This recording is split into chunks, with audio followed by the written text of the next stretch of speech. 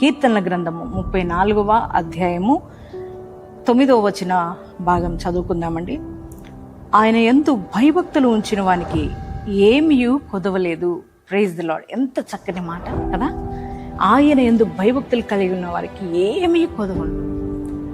దేవుని యందు భయభక్తులు కలవారి జీవితాల్లో ఎన్నో మేలులు, ఎన్నో ఆశీర్వాదాలు ఉండినట్లుగా దేవుని యొక్క లేఖనాల్లో మనం చూస్తున్నాం. ప్రియ దేవుని బిడ్డలారా, మరి మీరందరూ కూడా దేవుని యందు భయము భక్తి కలిగి మీరు జీవిస్తున్నారని నేను నమ్ముతున్నాను.